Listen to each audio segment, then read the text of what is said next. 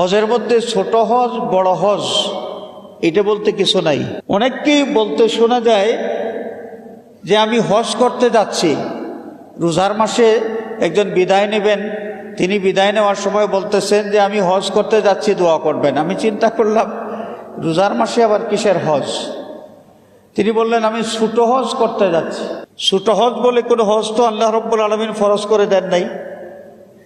আল্লাহ পাক কোরআনে কারীমের মধ্যে যে নামকরণ করেছেন, ওয়া আতিম্মুল হজ্জ ওয়াল উমরাতা লিল্লাহ,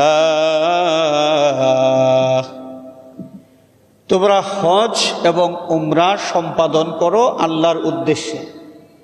তাহলে আল্লাহ রাব্বুল আলামিন উমরা বলে একটা আলাদা নাম মেনশন করে রেখেছেন।